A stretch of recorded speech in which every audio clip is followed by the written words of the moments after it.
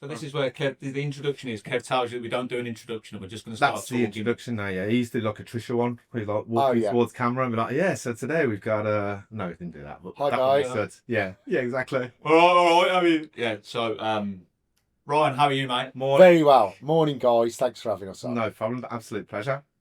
Yeah, go on. You can start. So for those who may not know who you are, would you give us a brief introduction as to who you are and why you're all over the news? Well, yeah. I'm Ryan Bridge, Brummy blues fan, and been raising a few flags. That's about it, really. But yeah, so we've that's it. Yeah, that's me. I live safe in the city. Been a blues fan all my life. Love the blues. Love coming down the blues. Love having the crack. Love which way we're going now, which is brilliant. But you know, I'm just a avid blues fan. Joys and sorrows. Yeah. When did you start? First game? From first game. Similar to me, Leyland Daft. Leyland Daft. Yeah, Leyland Daft days. We went the Leyland Daft Cup final. I went from Northfield Town on the back of a coach singing Lulu Skip to Malou, I think, right? Yeah. We had that on tape. Yeah. Yeah.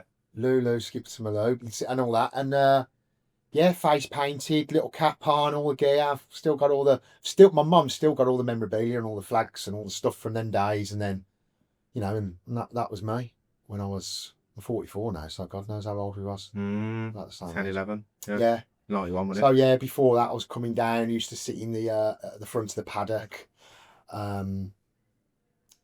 Bristol City, the last standing game, I was in the cop for that. Because we always used to sit over the road, but I used to see them all surge and then go, I want to be up there, I want to be up there. And my mum would go, no, don't take him in there because he'll get crushed and all this. It was all about crushing and all stuff back then, weren't it? Terraces and all that. So we used to sit opposite and look across, and I used to think, I want to be at the back of the cop. So you, as you got a bit older then, start rolling with the lads, going to away games? I was just obsessed with the blues. I used to come down with some few pals from school, and you know, we was like 15 odd, and we used to literally, with Mazza, Darren Jones, we used to wag school. We all got notes the once off our mums. Like we didn't. It was somebody wrote them all out in different writing and all the rest of it. And when like we got a dentist appointment or a doctor's or whatever, and we wagged school, and we went to Stokeway. We was like 15. We went to Stokeway on a Tuesday night. So it's in Norway as well next time. Mental. We was walking. I remember walking. It weren't lit properly, and I went into a puddle. There was a massive puddle on the car park, like the ground had collapsed or whatever. And I fell in that puddle and I was soaked for the whole game. And it was just... Awesome. Yeah, but it was mad because he was just like brilliant. Did we do it on a cold night? Oh, do you know what? I ain't got a freaking clue. I used to have 4 cans of bloody Carling, that was me. But yes, we used to do that. And then the old, over that side where all the retail park is now over there, just before the Roost, we used to stack all that marsh and woodland. That was like a marsh stand, weren't it? We used to sit in there and we used to drink cans and just, you know, have a drink. And then like you'd see the lads, and like the 3 or 4 of us that used to do that from school, we was just obsessed with football violence. I used to watch The Firm, Gary Oldman Firm. I used to watch that film like 3 or 4 times a week. I'd just sit there watching it and just have it on and just watch it on video. I was obsessed with it. New Street, didn't you? Yeah, I was obsessed with it. I was just obsessed with it. We should just watch it all the time. And then I had a couple of other videos like England, like when they'd done that Charlotte one, and I used to like just be watching what I'd record. I used to like, you know, you record stuff, wouldn't you, off the news and stuff, and I'd just mad on it. And then you'd see the lads, and I'd be like, we used to follow. And then there's a lad in the year above us at school, Steve Harper, and he was like with Nigel Haywood, few of my mates, got good lads who were now like my close pals, but they were all a bit older than us. And then they was on the fringe of the lads, and it was all like, so we knew them, so we'd like follow behind and walk behind and. Not Football Factory. Yeah, it was mad. I was obsessed with it. Yeah, just obsessed with it. I loved everything about it. Hairy run-ins. Yeah, bloody hell. Yeah, we had loads of mad stuff. We had the first ever one when I see it go off was we played Barnsley, and we was up by the old ball ring where they had the spiral staircase going down. And we was with a lad, and we was walking, and he was going, in here, like, get tight, and we're going to follow these. And we followed them. And as we followed them, they got to the bottom of the to them spiral stairs. They went, right, we're far enough. And I was like, fucking hell.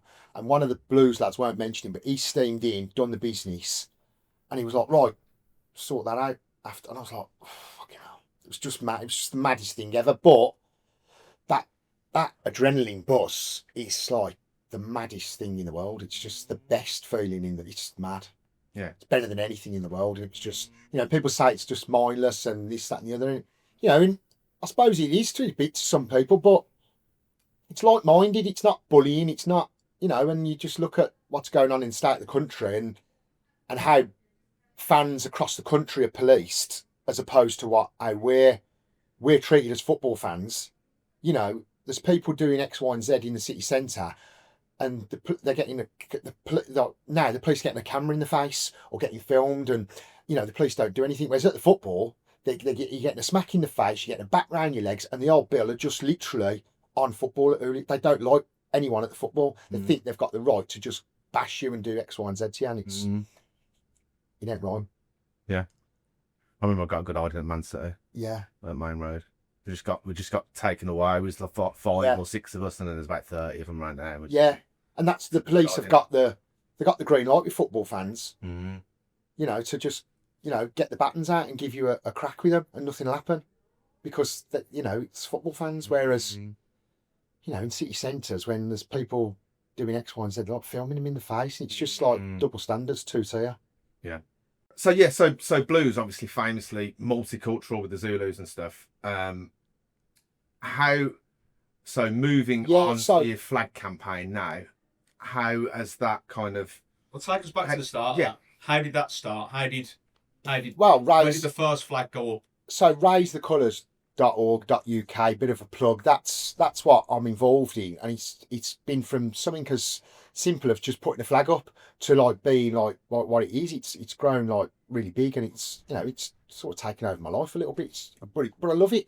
Like I love my country, love the Blues, and it's the same sort of thing. But for how it's gone from sort of, it's because it's been like twisted and this. I've always loved my country. I go to all the England games. I do all the I go all over the world with England, and I've been on the telly and on the news, and doing flags with Convy, and I've always had a flag round me, and I always Blues flags and flag days and whatever we do, and I've always been involved with the flag, and that's why when people say you're putting a flag up to be diverse or called a divide, I can't stand it, and it's and now I'm more determined than ever to show everybody that I'm doing it for the goodness of the city, of the country, and for just to bring a bit of patriotism, a bit of solidarity, to unify us and to make everyone realise what we are. I'm like, you guys, we've spoke earlier, we're all the same sort of age, and we're from the same era where we're in something now where someone can throw a word, like there's 3 things you can't say, and it's a grass, a nonce, and a racist. And if someone calls you any of them, it's the worst thing ever. But it's them one words that you can say, and people just go, oh, you can't. How'd you defend it? And I've been called frigging all of them. Like well, not a grass, but I've had an MP call us nonces. Just like it's mental, and I'll get the cut for you. Won't get your breath. An MP, he went, these nonces putting these flags up. We've done a video about it, and is there any room for libel on that, or any? It's mental. Legal. It went on. And that's when I went on GB News regarding that, because GB News went, "What do you think about this? He's called you a nonce." So we went on and said, and nothing's happened. It's just brushed under the. For a Labour MP to go, these nonces putting flags up in like, it was just mental. So that's when I just thought, this is like, it's underlined like madness, and people go down the race thing, but it's not race, because it's a culture thing. And where we're from Birmingham, and it's multicultural, integrating, I've never known it any different. Whereas I've had deep chats with some of my mates, some of the lads, some of the Zulus, old Zulu lads, and they've gone, there was, National Front Norman over there, there was the NF on there, and it was horrendous. And like, I'm going like, fucking hell, really? And like, I've never seen it. The National Front weren't about when I was a kid. I think we got the last end of the BNP, didn't we, in our sort of era? But like, for me, I've never seen like someone getting a racially motivated attack or a bit, I've not really seen it. So it just like, it's like a myth in the back of my head that I've not seen. So when we've sort of brought the flag out, it's sort of brought all these like skeletons out. So yeah, I want to learn about it and I want to understand, because I don't care about the pigment in anyone's skin. You're my mate, you're my mate. Whereas, if you're pigments like you two and you're Irish, Yeah. or if your pigment's Caribbean or African descent or from an Asian descent, it is what it is. We're all the same. It's all about here inside you and what type of person you are there. And what this has brought out is, I think it's brought skeletons up for people that are perhaps older, and they've associated that flag with something that means something different. Well, that's what I said to you just before, wasn't it? Though, yeah.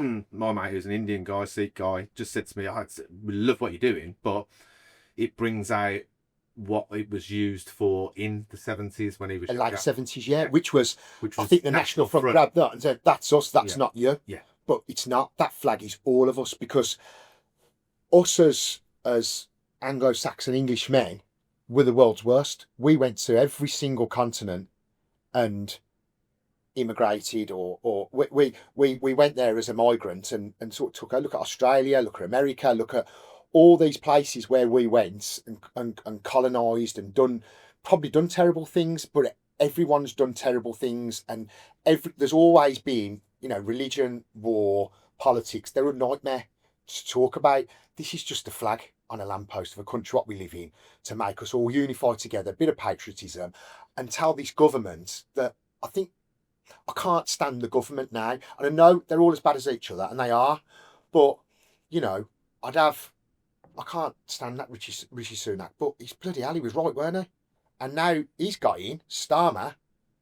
I don't know anyone that thinks he's any good. I don't know one person that goes, "Any, doing a great job." It's horrendous what's going on, and and people just go, "Well, you can't do anything, it is what it is, blah, blah, blah." But we can, because we're the ones paying the tax. And if we don't, the laws are in place to go, "Well, you do." And if you go down the road on the way here this morning and I don't drive at the right speed limit, there's a law in place.